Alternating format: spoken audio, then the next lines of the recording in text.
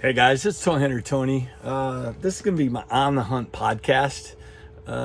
Nick has been trying to get me to just record, just talk, show you guys behind the scenes of what we do before our episodes, and then it would also give you an opportunity to learn more about us and the things that we like. There's only so much time in the day and the week that we can, share our content with you. And this is another means to expand on the Toy Hunter universe. I really appreciate you guys, the support the last 2.5 years. It seems like 2.5 years, but it's close. The biggest thing that I could share with you is you just got to do it, right? You got to get comfortable with yourself, with talking about the things that you love. And you have to practice. It's the only way you can get better at it. I've really enjoyed this. If you go back and you watch my earlier videos, so uncomfortable. It's so, Nick and I like to cut it up. We laugh, we joke, we have a good time, we yell, we argue. It's just natural. We do one take. I tried editing it down to give you the, Nick wants me to just give you the goods. Isn't that right, Nicholas? Yeah, he's in the house. He's on that side of the building. So if you don't know, if you're familiar with our channel, we got a 10 by 16 foot shed, and then we have a 10 by 16 foot shed. That was our original shed, the storage, and we kept all our stuff in there so we could do shows. Mostly we took about 24 long boxes, and we always kept, had dollar books, had wholesale stuff, and then we had our good stuff. But then we had about 80 bins of toys that we would cycle through to go do our shows. One of our biggest shows that we loved doing was Heroes Con down in Charlotte. When COVID happened and we didn't have a place to go, I had all this product, and I do buy, sell, and trade, right? Comic books, action figures, collectibles, Pokemon, Magic the Gathering, you name it, we've done it. I got 4 boys, if you don't follow the channel, but we all play video games together. We play Magic the Gathering together. Each one has their own comic book series that they like to read. Not everybody's into the same thing, so it's a hodgepodge. It's really cool, and I've always enjoyed it. I do regret not sharing the collectability of it with my kids, because it was readability, right? Oh, you can't touch that because you can't. It's expensive. I wish I would have had a copy that I just opened up and read with my boys, and they would appreciate it differently growing up. It's hit or miss of what they like. I don't know. You wouldn't call them collectors like me. They help me. They go out to the shows. They help me run the shows. But it's difficult that, my boys, they have their own interest, right? You're going to be an old man, and you're going to have a whole bunch of stuff in your bedroom, your basement, and your attic, and you want to share it. Who do you share it with, right? You can't take it with you. I don't know if you'd want to, but I enjoy it. If you know me, it's comfort food for me. It reminds me of, childhood, reading and collecting and trading and then buying and selling. I did that at early age at a flea market, and that bug is crazy once you start, and then you realize that you can buy, sell, trade, and fund your collecting, and it begets more and more and more and more. But we wanted to have an outlet to sell. And one of the big things that we saw that people were selling on YouTube and Instagram, they were doing, they're doing live feeds. They were doing, they call them claim sales, buy it now, claim it. And then people would follow the stream and then say, claim, claim, claim. And I participated in a few claim sales. I liked the format of it. And then the quality, the video quality, and then people are different. It takes all kinds of people, but if you feel comfortable that you can I guess, put on a show or enjoy what you're doing, I wanted to be able to do that. I tried live sales, internet's a bitch out here where we are. We're just south of Greensboro, but I love this. I love this, I was going to say this sport, but this hobby of ours. I say ours because you wouldn't be listening if you didn't enjoy comic books or action figures. It's really cool to be able to grow. I mean, 2.5 years doing videos. And yeah, if you look at my first couple episodes, it's a claim sale. My whole setup, everything I wanted to do was based around like a variety show, like Carol Burnett, but not as funny. No, it's weird. It's weird because my anticipation was my ignorance. I didn't understand how a claim sale worked, because you have to have a live audience and a captive audience that come to your channel to watch your videos.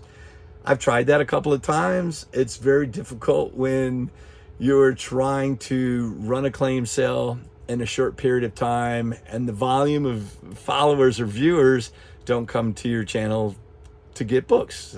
I'm not as well known as some of the other guys that run claim sales, but I've been able to secure enough following to where I use Instagram, I use Messenger from Facebook, and people contact me through Messenger all the time. I'm on it 2 or 3 times a day.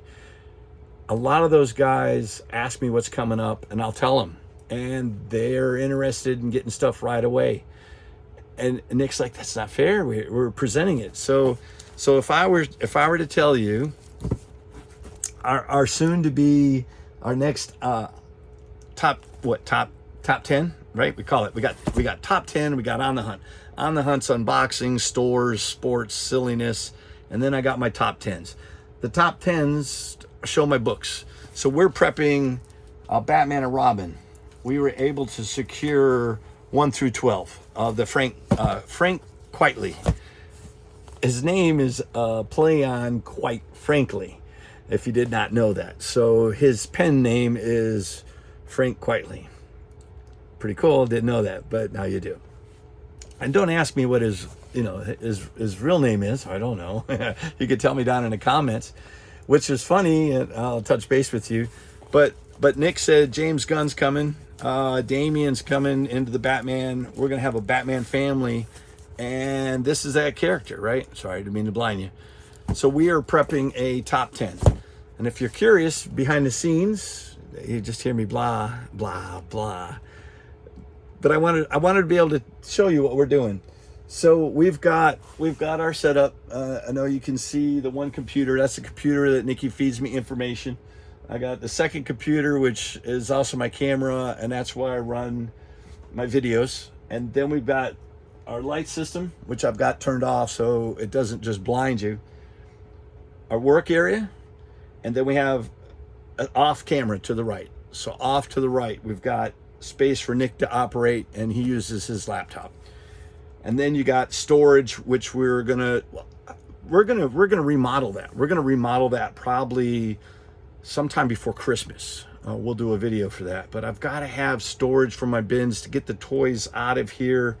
I mean, I've got about 9 feet, 10 feet, 12 feet, something like that I have open area in here that I can move and operate.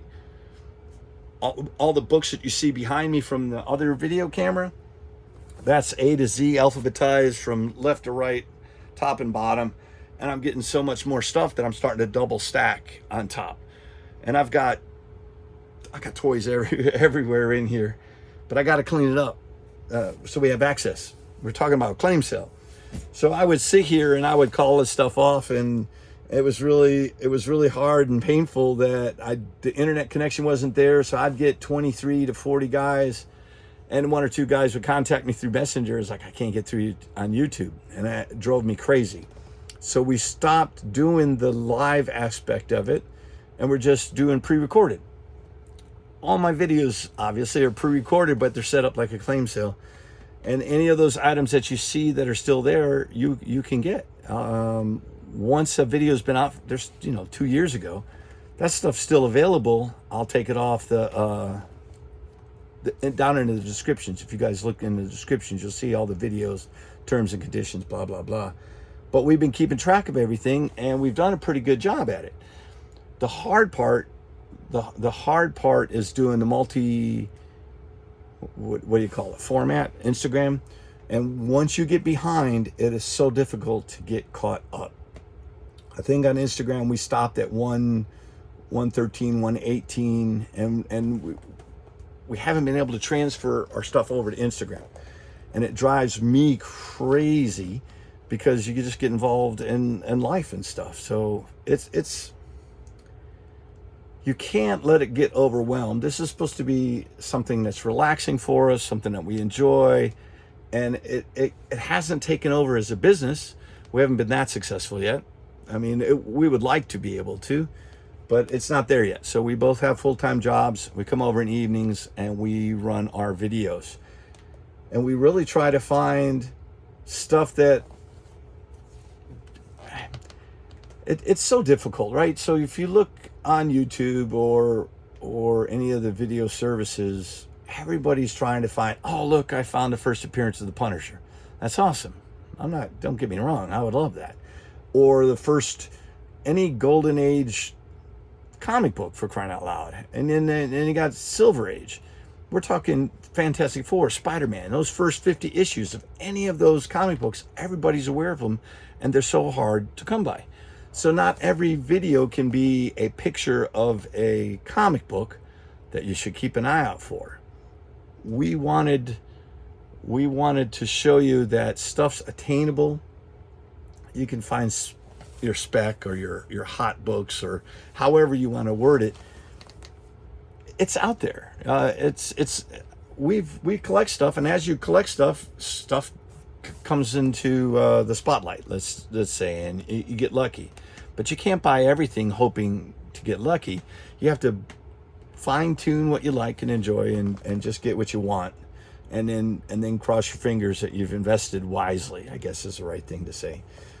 But one of the questions that Nikki wanted me to address is when we go into a store or a show, we don't really have a list of things that we're looking for. We basically, we're aware of current trends, right? And you're like, well, what do you know? It's like you follow a lot of people that talk about it. And then you get involved and you get caught up in the hype and stuff. Did you know that Richard Dragon in the DC, the art was new, it was hot, it was going to be the next big thing? I think I got 10 copies of each. That was my first speculation book. And I got the first 10 issues, 10 copies each. And my friends, if you don't know Richard Dragon, it didn't take off. It wasn't the next best thing. But that taught me, just because I like an artist and I like a character, you have to do your homework a lot better than that. My next biggest speculation thing was recently with Titan. That is the Black Hulk. Hulk's persona. Everyone's got a persona of the Hulk inside them, and the gamma energy released Bruce Banner's Hulk. So everyone's got a Hulk. That's why it's pretty cool. But that philosophy, Titan was Hulk's Hulk. I know I'm getting off sidetrack, Nick, but we bought into that so we could get the ratio books, and we understood that character was going to be used again in a big way. And then the writer had issues, and that series Astro Smashtronaut, or that Hulk run, it kind of came to an end. And now they've changed the storyline to a more, what is macabre? It's macabre, but horror stories. I'm enjoying it. But where's Titan? So maybe that'll pay off at a later date, but that was the last thing. So I'm I'm not going to go buy 50 copies of something just to get a ratio book or invest heavily in it, because what am I going to do with 50 copies if it's just a $4 comic book? And then Nikki's like, well, you have to sell it wholesale. I don't buy into that. Get rid of it. If it's, oh, you can get 20% off, 25% off, 30% off. Your comic store doesn't offer a discount, or they offer a rewards program. Take advantage of it, right? A lot of the stores still do 10, 15, 20% off books, but the profit margin in comic books are not as big as they used to be.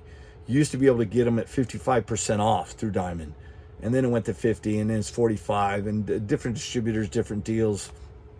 But it's a nightmare to keep up with thousands of comic books at 20% off, and your profit margin's not there. And then you like, well, this comic book isn't worth anything, right?